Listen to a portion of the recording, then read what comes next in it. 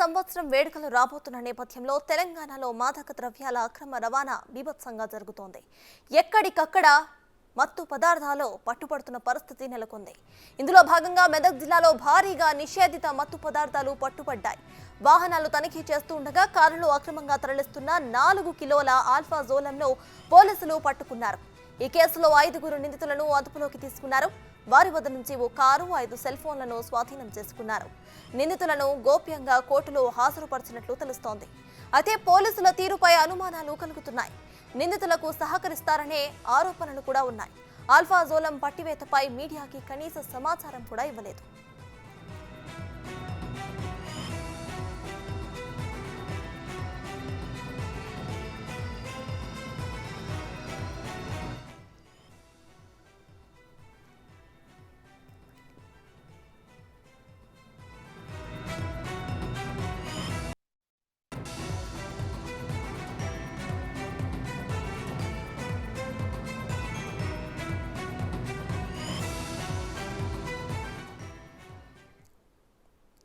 Right.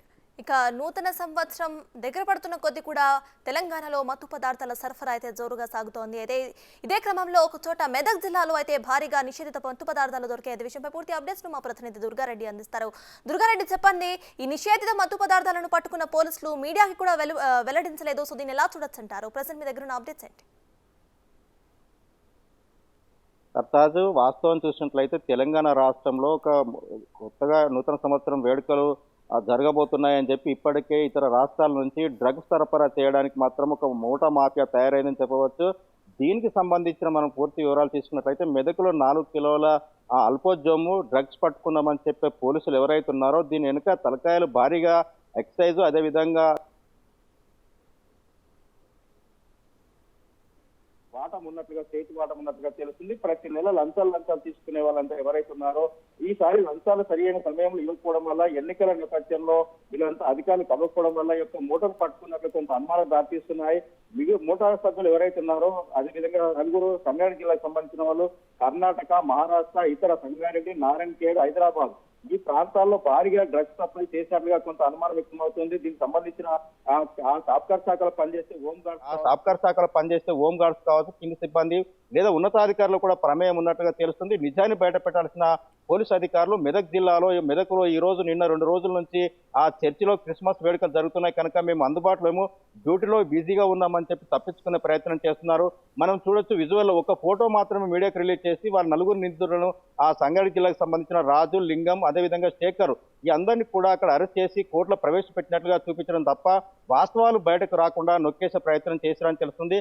దీంతో పాటు హైదరాబాద్తో పాటు మిగతా తెలంగాణ రాష్ట్రంలో కూడా భారీగా యొక్క డ్రగ్స్ మూటా సప్లైతో పాటు ఈ కింది సిబ్బంది, ఎక్సైజ్, ఆబ్కారీ, అదేవిధంగా పోలీస్ శాఖల ఆ సిబ్బందికి పాల్గొన్నట్లుగా, ప్రమేయం ఉన్నట్లుగా ఆ వాస్తవాలు అయితే కొంత గుసగుసలు వినిపిస్తున్నాయి. సమాచారం అయితే మనకు అందుతుంది.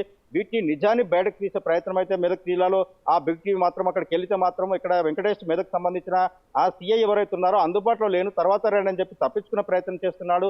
ఆ 2-3 సార్లు ఆఫీస్కి వెళ్తే బయట డ్యూటీలో ఉన్నా అని చెప్తున్నాడు. అక్కడికి వెళ్తే అక్కడ డ్యూటీలో లేకుండా ఇంటికాడ ఉన్నాడు, లేకుండా వేరే చోట్ల ఉన్నారని చెప్తున్నారు. డ్యూటీలో స్ట్రెస్ గా ఉన్నాము, పై ఉన్నతాధికారుల ఆదేశాలతోటే ఈ 4 సిబ్బందిని కోర్టులో ప్రవేశపెట్టమని చెప్తున్న ఆ సిఐ వెంకటేష్ చెప్పే మాటలు కొంత ఆశ్చర్యం కలిగిస్తుంది. అదేవిధంగా మనం చూస్తే ఆ బ్యాగ్ లో 4 మూటాలు ఉన్నాయి. ఆ 4 మూటాల్లో 4 కిలోల గంజాయి డ్రగ్స్ మూటా ఉందా, లేకుంటే ఇందులో 25-30 కిలోల వరకు ఉన్నట్లుగా మనకు కొంత సమాచారం వస్తుంది. మిగతాదంతా ఎందుకు దాచిపెట్టారు, ఆ మిగతా వరకు లింకులు ఎక్కడ ఉన్నాయి, వాటిని అన్నిటికీ బయటకు తీయాల్సిన అవసరం ఉంది. ఆ దిశగా మాత్రం మెదక్ పోలీసులు ముందుకెళ్ళలేకపోతున్నారు. నిజంగానే ఉన్నతాధికారుల ఆదేశాల ఒత్తిడి ఉందా, లేకుంటే ఈ మూటకు లింకుల సంబంధం ఉందా, ఇతర పెద్ద తలకాయలు ఉన్నాయా, పెద్ద మనుషులు ఉన్నారా, పొలిటికల్ రాజకీయ నాయకులు ఉన్నారా, కొంత ఆశ్చర్యం కలిగించే అవకాశం అయితే కనిపిస్తుంది. సర్తాజ్, అదేవిధంగా మనం చూసినట్లయితే నిజంగానే ఒక 3-4 రోజులు అయితే ఇప్పుడు మనకి ఇలా 26 తారీఖు 5 రోజులు అయితే ఆ నూతన సంవత్సరం 2024 వస్తుంది కనుక అదేవిధంగా యువతనంతా కూడా ఈ డ్రగ్స్ కు బానిసలు చేసే విధంగా కొంత సప్లై చేస్తున్నట్లుగా మనకు సమాచారం వస్తుంది. వీటన్నిటి కూడా అరెస్ట్ చేసే విషయంలో కూడా ఒక ఆ మారుతి 800 అదేవిధంగా 5 సెల్ ఫోన్లు 4 అరెస్ట్ చేస్తున్నామని చెప్తున్నారు. వీరు ఎక్కడి నుండి తీసుకొచ్చారు, ఎక్కడ సప్లై చేస్తున్నారు, ఎక్కడికి పంపిణీ చేస్తున్నారు, వీరు ఏంటి అనే విషయాన్ని కూడా గోప్యంగా దాచిపెట్టడం, అదేవిధంగా కోర్టులో ప్రవేశపెట్టడం మెదక్ పోలీసులు కొంత అత్యుత్సము ఆశ్చర్యాన్ని కలిగించే విషయాలైతే విసిపోయే విషయాలైతే బయటకు వస్తున్నాయి. మనం చూస్తున్న గంజాయి డ్రగ్స్ మూటా ఉంది. ఆ మూటాకు సంబంధించిన లింకులు ఎవరైతే ఉన్నారో వాటిని బయట పెట్టాల్సిన అవసరం ఉంది.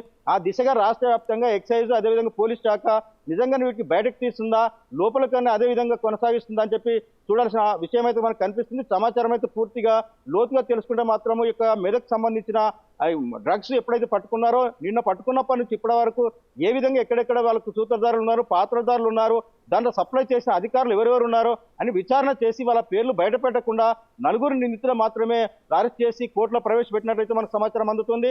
వీటిపై పూర్తి విచారణ చేస్తే మరికొంతమంది అరెస్ట్ చేసే అవకాశాలు ఉన్నాయి. నిజంగానే ఎక్సైజ్ ఆబ్కార్ శాఖ ఎక్కడైతే ఉందో ఆ శాఖకు సంబంధించిన వాళ్ళు ఎవరైతే ఉన్నారో వాళ్ళు ముందుగా ఈ విషయాన్ని బయటకు పెట్టి అరెస్ట్ కాకుండా కొంత ఆ మెదక్ పోలీసులు వాళ్ళు కాపాడినట్లుగా అయితే మనకైతే సమాచారం వస్తుంది. సర్తాజ్.